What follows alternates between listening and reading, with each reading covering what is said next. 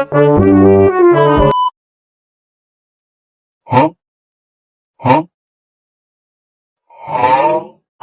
Fuck you up, it. I don't know how this shit got me.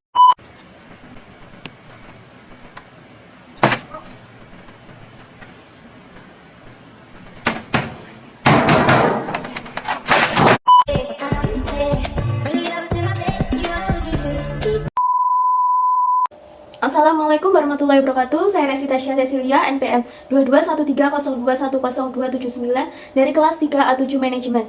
Saya di sini akan mempresentasikan materi tentang hubungan serikat pekerja dan manajemen. Serikat pekerja adalah suatu organisasi yang dibentuk oleh pekerja, dari pekerja, dan untuk pekerja yang bertujuan untuk melindungi pekerja, memperjuangkan kepentingan pekerja, serta merupakan salah satu pihak dalam bekerja sama dengan perusahaan. Prinsip-prinsip dan tugas fungsi serikat pekerja: 1. Dibentuk secara demokratis dari pekerja, oleh pekerja, dan untuk pekerja. 2. Harus tunduk kepada konstitusi dan peraturan yang berlaku. 3. Didirikan dalam usaha melindungi, memperjuangkan, dan meningkatkan kesejahteraan para anggota dan keluarganya. 4. Bersifat mandiri, profesional, dan bertanggung jawab. Tujuan serikat pekerja: 1. Menjamin dan meningkatkan standar hidup atau status ekonomi anggotanya. 2. Meningkatkan dan menjamin keamanan individual dari ancaman dan situasi yang muncul karena fluktuasi pasar, perubahan teknologi, atau keputusan manajemen. 3. Mempengaruhi hubungan kekuasaan dalam sistem sosial dengan cara mendukung dan tidak merugikan perkembangan dan tujuan serikat pekerja. 4. Memajukan kesejahteraan semua pihak yang bekerja untuk kehidupan, baik itu anggota serikat pekerja atau bukan. 5. Menciptakan mekanisme untuk menangkal penggunaan kebijakan dan praktik yang subjektif dan sewenang-wenang di tempat kerja. 6. Filosofi dasar gerakan pekerja adalah demokrasi, organisasi, dan atmosfer harga diri sosial bagi para pekerja pria dan wanita. Peran serikat pekerja dalam memecahkan persoalan menuju suatu kemajuan dan peningkatan yang diharapkan. Hendaknya menata dan memperkuat dirinya melalui upaya: 1. Menciptakan tingkat solidaritas yang tinggi dalam satu kesatuan di antara pekerja dengan pekerja, pekerja dengan serikat pekerjanya, pekerja atau serikat pekerja dengan manajemen. Meyakinkan anggotanya untuk melaksanakan kewajibannya di samping haknya di organisasi dan di perusahaan, serta pemupukan dana organisasi. 3. Dana organisasi dibelanjakan berdasarkan program dan anggaran belanja yang sudah ditetapkan guna kepentingan peningkatan kemampuan dan pengetahuan pengurus untuk bidang pengetahuan terkait dengan keadaan dan kebutuhan di tempat bekerja, termasuk pelaksana hubungan industrial. 4. Hubungan daya manusia yang baik akan mampu berinteraksi dengan pihak manajemen secara rasional dan objektif.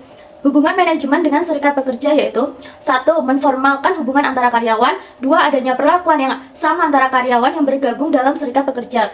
MSDM dapat meningkatkan kerjasama antara perusahaan dan serikat karyawan melalui: 1. Konsultasi awal, membahas masalah-masalah sebelum menjadi masalah bersifat formal. 2. Perhatian terhadap masalah dan kesejahteraan karyawan. 3. Panitia-panitia kelompok, memungkinkan kedua belah pihak yang mencari penyelesaian berbagai masalah yang sering timbul. 4. Program latihan. 5. Pihak ketiga. Permasalahan dan tantangan yang dihadapi serikat pekerja. Isu-isu yang menyediakan tentang serikat pekerja yaitu: 1. Propaganda anti serikat pekerja atau union busting oleh pengusaha ataupun bahkan dari pemerintah sendiri. 2. Potret negatif serikat pekerja dan aktivitasnya. 3. Konsep palsu tentang serikat pekerja yang mengakibatkan keraguan antar pekerja sehubungan dengan serikat pekerja dan fungsi serta peranannya. 4. Masih banyak serikat pekerja yang hanya berdiri karena keinginan pemerintah dan pengusaha sebagai maksud untuk melaksanakan konvensi ILO dengan kebebasan berserikat dan berorganisasi. 5. Masih adanya larangan bagi pegawai pemerintah untuk mendirikan serikat pekerja atau bergabung dengan serikat pekerja yang ada. Di samping hal itu, ada faktor internal atau eksternal yang juga bisa mempengaruhi kondisi serikat pekerja. Permasalahan internal: 1. Anggota tidak menghadiri pertemuan organisasi. 2. Rendahnya pengetahuan antar anggota dan pemimpin serikat pekerja yang dipilih. 3. Iuran anggota. 4. Anggota perempuan. Permasalahan eksternal: 1. Rendahnya kerjasama dan komunikasi manajemen dan pengusaha. 2. Pemerintah. 3. Masyarakat. 4. Pekerja imigran atau pekerja asing. Baik, sekian yang dapat saya sampaikan. Jika ada kurangnya mohon maaf. Terima kasih. Wassalamualaikum warahmatullahi wabarakatuh.